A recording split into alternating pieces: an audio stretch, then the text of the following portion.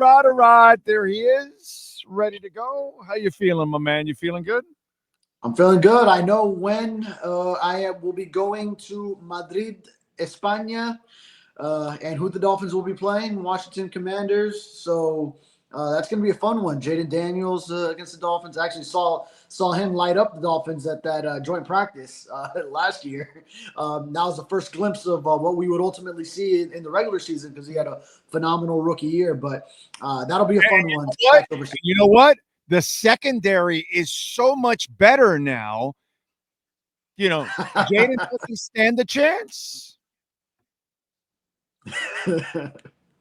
Incredible, right? Yeah. He wasn't going against Jalen Ramsey in that practice, of course, and he won't be going against Jalen Ramsey in Spain either because the Dolphins are bound to trade him. And Kendall Fuller, who was a Washington Commander in 2023 and before then, who actually, when the Dolphins played the Commanders December that year, remember that 45-15 drubbing against the Commanders? Tyreek Hill was burning Kendall Fuller deep, and then the Dolphins added him. They don't even have him either this year. So we'll see. We still don't know who the Dolphins starting corners are going to be.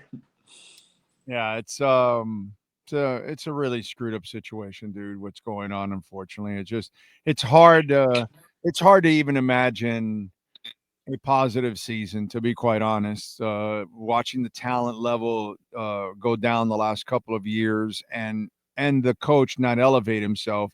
And kudos to Omar, because a lot of the stuff that we've been talking about on this show for a while now, there's not enough of that out there in public. What'd you think of Omar Kelly's column on the McDaniel situation and the stuff that goes on behind the scenes? Yeah, I mean, on point. You know, I've worked with Omar for so long, and he took me under his wing when I started on the Dolphins beat, and then even before then, when I was joined the Sun Sentinel, going back to being a high school sports writer, and obviously well connected. Omar is so. Yeah, I mean, hey, we've been talking about it on this program. It's obviously difficult to see this season going in a positive direction. The talent is less, and it's going to take Mike McDaniel to turn a corner. Can he do that? That would be the $1 million question. He has to become Spo. He has to become the Spo of football right away, and he's never even been close, to something like that. And that's where it's, I was glad that Tony Pauline came out with his report, and now Omar, because there's a lot of the stuff that we've been talking about here on the show that it's not a good atmosphere. And this is why I've also talked about this offseason. This offseason was not an offseason that you're desperate to save your job. And I keep wondering, they realize that they screwed up by extending this guy, but they're going to let him see if he can sink or swim. And I don't think there's going to be a long leash for Mike McDaniel this season. I think you tell me, let's talk about this. I believe there will be a short leash on Mike McDaniel this season, knowing that you have what could be the best possible candidate that you could ever have for a head coach here for this franchise in a while in Weaver. To me, that guy looks like a real head coach and a guy that can connect with men and get the respect out of them.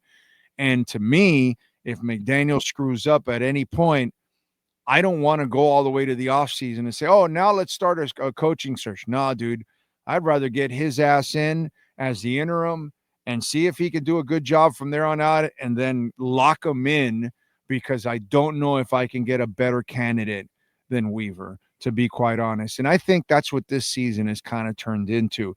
All right, Mike, if you could get it done, great. If you can't, we got to move on to plan B right now. Your thoughts on that? Yeah, and you see stories of an interim head coach taking over midseason, and then he ends up retaining the job later on. I think what was it, Antonio Pierce like that? He got the job, and then obviously then they moved on from him again. And I know there's other examples, but yeah, I mean, Weaver's a guy who's already been interviewed by multiple teams over multiple seasons for head coaching vacancies. So He's kind of on that tier of just on the doorstep of a head coaching job. And also give Mike McDaniel credit. That's a McDaniel hire, as he also had Vic Fangio the year before. But then you also start to add up. But boy, you have these great defensive coordinators that have come through, and you still haven't really gotten to the next step in taking this Dolphins franchise to even a playoff victory, which has been the goal over these recent seasons. And I also think, Weaver, if it's a situation where after this next season, you're again not really seeing it like the Dolphins have a chance to be a win now contender in 2026. Weaver's also a good head coach to have to sort of bring on a young core and build them up as you start to bring a new core together. As you start to, we're going to move on from Jalen Ramsey now this offseason if you're the Dolphins. Tyreek Hill, you should. We've talked about how you should have maybe kept your outs on him previously, but it's not going to be very long where he remains a Miami Dolphin down the road. So I think Weaver would be a great developer of men, and he'll be a head coach one day. And then if this season goes awry with Mike McDaniel's Dolphins, then it might be here. Yep. I love this. I love this one, and he's screwing around. Justin goes, best coach in the house. I thought we got rid of Danny Crossman. That is fantastic. That's a good one. And I like this one with George. See, the problem with George is he's one of those weak Dolphin fans. He goes, Big O, you selling that the Dolphins are going to suck this year, and I agree with you. But I don't agree with paying you on a vacation for Spain because that game is fun to cover. That's funny. My brother, do you want me to lie to you and bullshit that it's going to be a fantastic season, so please send me to Spain? No, dude, I'm not. That's not who I am. And by the way, what'd you think I did last year traveling to Indianapolis and Buffalo and Los Angeles and Seattle? What's the difference, dude? They lost and they suck anyway.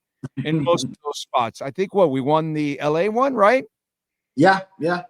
That's it, right? We lost. So you were there for that one. Yeah, lost in Seattle. We lost Seattle. We lost Buffalo, dude. Buffalo. Yeah. Yep. What's the difference? What's the difference, George? Again, bro, if you want people to blow smoke up your ass, go to another platform, go read somebody else, go somewhere else, dude.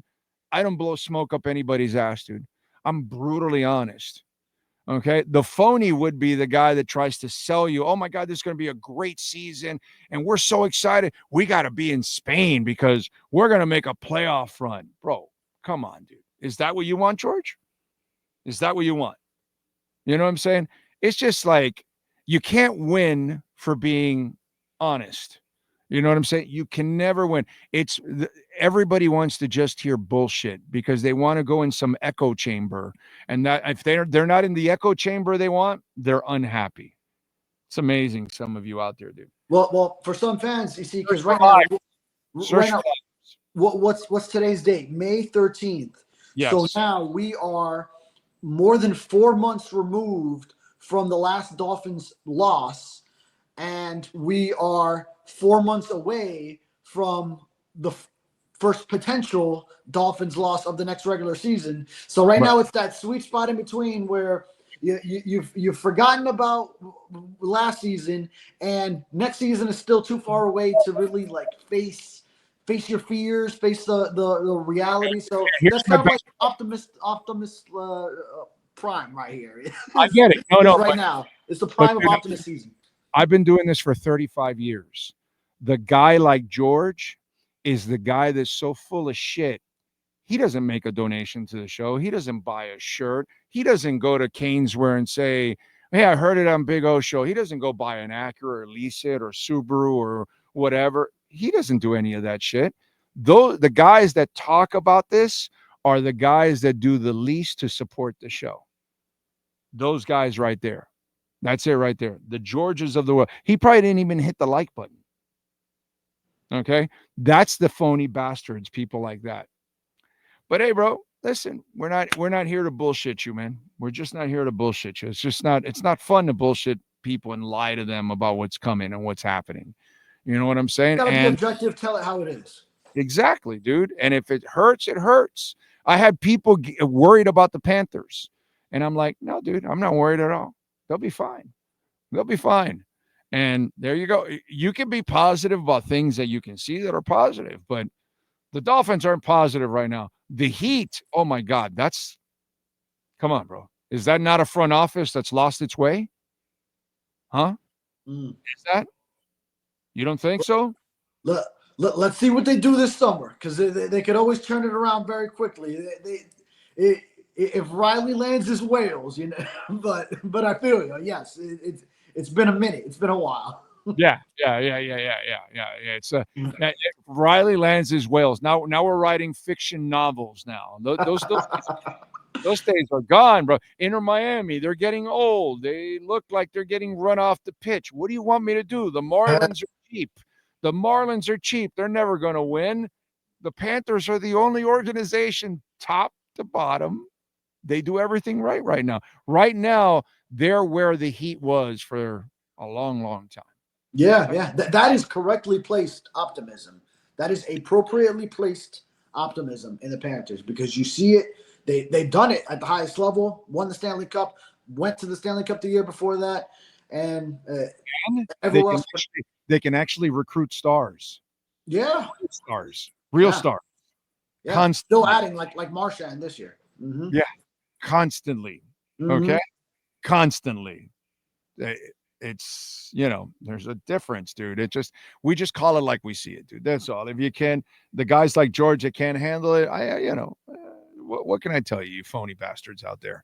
The Dolphins had a hot stretch of adding the stars, but then once that didn't come to fruition with deep playoff runs, and then you had last season falling out of the playoffs, then that momentum starts to fade away, and then I feel like that's what we're seeing now. And then it would take an upstart surprise season, which it would be a surprise to get it back going. So you nailed it, dude. I mean, that's what it is.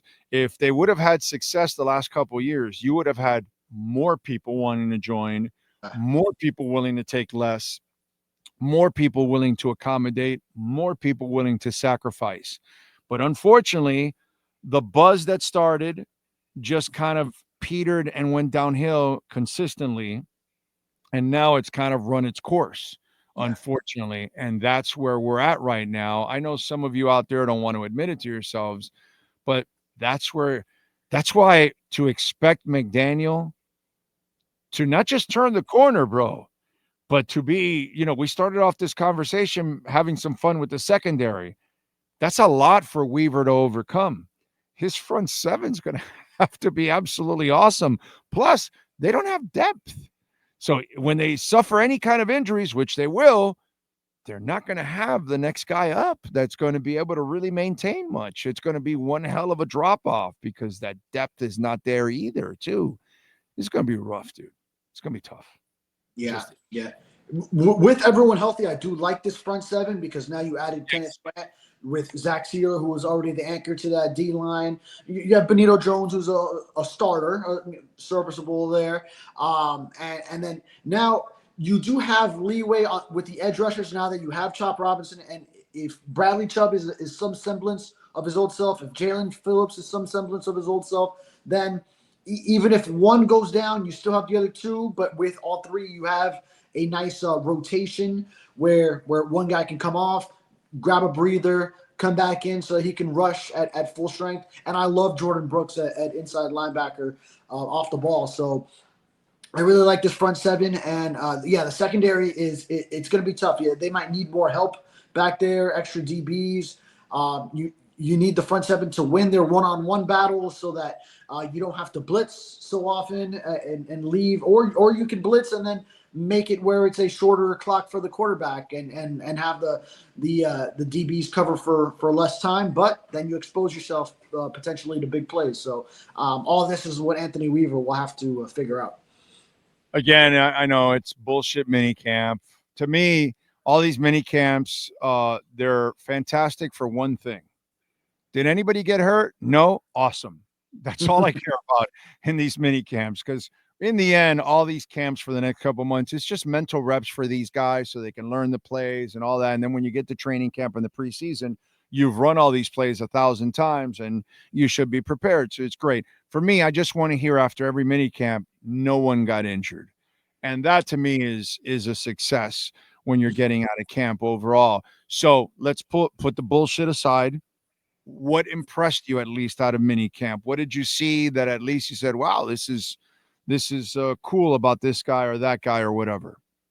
Yeah, rookie minicamp. So just the rookies. Some of the younger veterans were out there, and actually a tryout player, Kendall Sheffield, the cornerback who has been in the league since 2019. He was just a rookie minicamp invite, even though he's been in the league for several years, and he ended up getting signed afterwards. So good for him. As he won't be he's not a starting caliber corner, but another guy, a depth piece who could possibly compete for a roster spot. So he gets his opportunity off of that. But I really like the way that Kenneth Grant and Jonas Avayanaya, the two top picks in the trenches, they're big, massive guys, but you could really see they move well. They actually move well. So, and you can see some of that based on what the scouting reports you read. On if you watch some of the film, you can see it. I mean, everyone talks about that play where Kenneth Grant chased the ball carrier down the field and made the tackle. But you could really, I saw it in front of me on the Dolphins practice field. Like Kenneth Grant, okay, he is moving at that size. He is actually athletic for an interior defensive lineman. So I love to see that. I like this draft.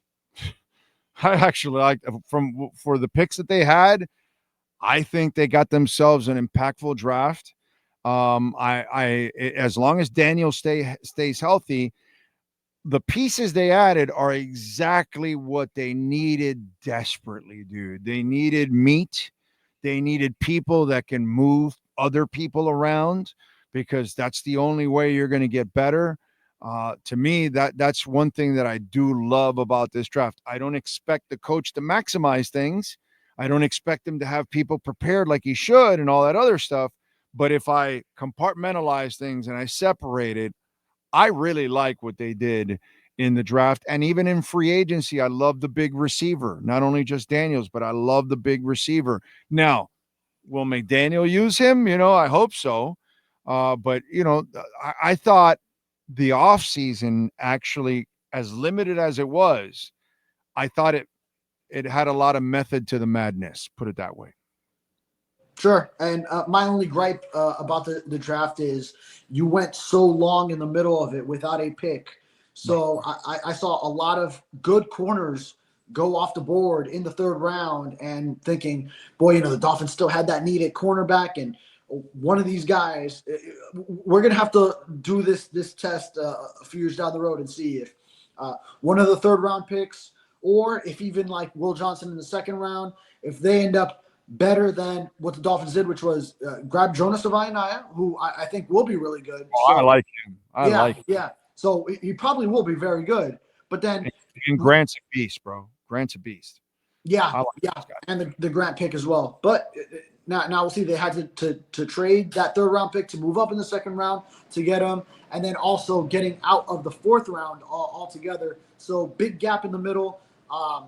There were some players they probably could have had if it goes another way. So, we'll see if they really missed out on a gem in that middle part of the draft. But hopefully Jordan Phillips, too, the fifth round defensive tackle, I like him as possibly a rotational depth piece. We'll see how quickly he can get going. And then corners, hey, not only Jason Marshall, the guy they got in the fifth round, but B.J. Adams, the kid out of UCF, that was a surprise to go undrafted, to be able to claim him as an undrafted free agent. And we know Chris Greer has a history of finding undrafted corners because that's what he did in finding Storm Duck last year, Kader Kohu a couple years before that, Nick Needham several years ago. So he's had success finding those undrafted cornerbacks. Maybe B.J. Adams is that next one, the kid out of UCF. And he's done pretty good even with the draft also on top of all of that. Yeah. It's X, it's Minka, the Holland one. I don't know how we were going to label the Holland one because it was good at the beginning, but then the injuries. Brandon Jones, bro. You let go of Brandon Jones, and he went and all he did here was improve every year. And then he went to Denver and had a really good season, overall. And what was he, like a 4th-round pick or something like that? 3rd, I think. Yeah. So, they can, obviously everybody looks at Noah, and now we'll see if Cam, but they've hit on a lot of the other ones. So hopefully they can find something in the secondary that Weaver can work with. They're in the draft or in free agency, undrafted or something like that, because they need it, man. And the current young guys that are here, they need to, step up. Cater Kohu and Storm Duck and those kind of guys. Hopefully, one of them locks down one of the spots. That would be really, really nice if that could be the case. I'll tell you, internally, the Dolphins do seem confident in their plan. Now, it might turn out to be like last year's. You guys are more worried about the O-line than we are, so hopefully it doesn't end up that way. But they feel like, okay, maybe Cam Smith can turn a corner, and that's why, and that Storm Duck can take another step, and that they could find something out of one of these guys, along with, you kind of know what you're getting from Cater Kohu now at this point. You still know that you're going to sign another veteran free agent. There are still some guys out there like Rasul Douglas, Jair Alexander, Stephon Gilmore, James Bradbury. I just saw a report from Jeremy Fowler that Asante Samuel Jr. had neck surgery just last month in April, so that's concerning. But he's another one of the available starting caliber free agent corners. But yeah, I mean, the Dolphins seem confident in what they have, and that they can trust maybe some lower drafted, undrafted, not your typical top of the line players in the secondary to go run out there and handle this defense. So we'll see how that plays out. All right, what do you got going on in the Sentinel, so Dolphins can check you out, my brother? Yeah, I'll be on schedule watch. So, of course, now we do have the news of the Spain game, but the big reveal of the NFL schedule tomorrow night. So I'll stay on top of that. And I think today I'm also going to write about Ollie Gordon, the running back drafted in the 6th round.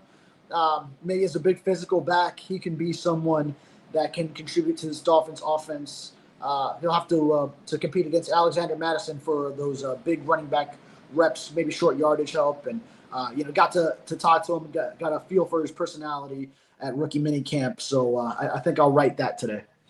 So what is it? Achane, Wright, Ollie, and Madison. Those are your 4 backs?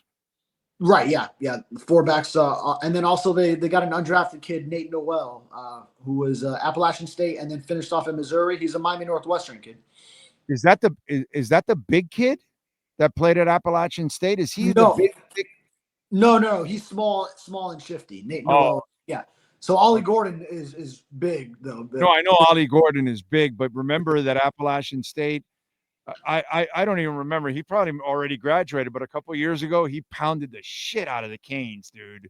Oh, and so he probably graduated. I'm just, because you said Appalachian State, and painfully, I can only remember that guy punishing our team. So it's just crazy shit. Yeah. So that's going to be a change, because now you're going to have 2 small backs, 2 big backs. Yeah. Well, yeah. And Jalen Wright it can be physical too. So who? You got that Jalen Wright can be physical too. But he's not considered a big back, whereas he is considered bigger than Achane, obviously. Yeah. Ollie and Madison are clearly bigger backs. So my point is, the philosophy has adjusted here, whereas there's bigger backs in the backfield now. And hopefully that means that there's also a change that they're going to use more power running backs too at the same time. I like that, because I got to tell you, last year we talked about it. It bothered me, all the carries they were giving Achane down the stretch, because I'm going, bro, this guy's going to get injured. He's going to wear down. He's not a big back. And he's like one of your best weapons at the moment, maybe your best weapon. Please take care of the kid. And I thought it was very irresponsible, the amount of carries they gave him, and didn't get Wright involved enough. So I think there's a shift.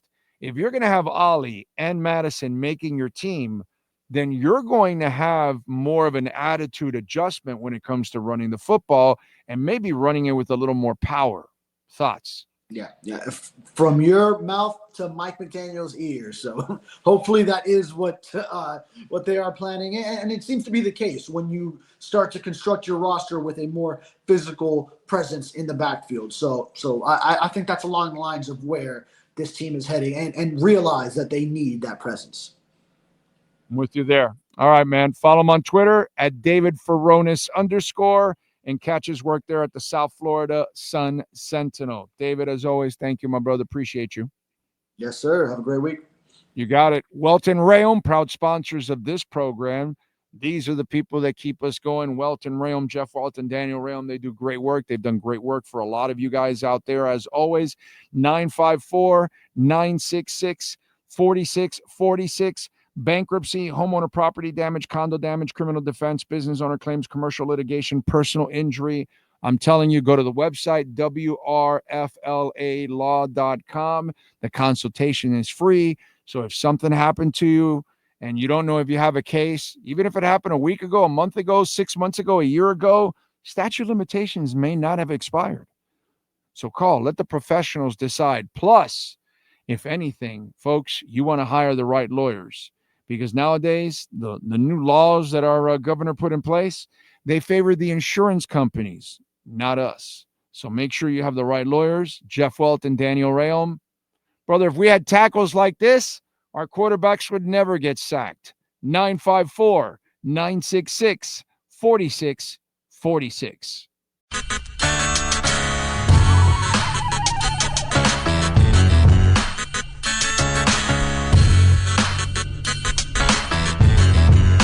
This is the Big O Show.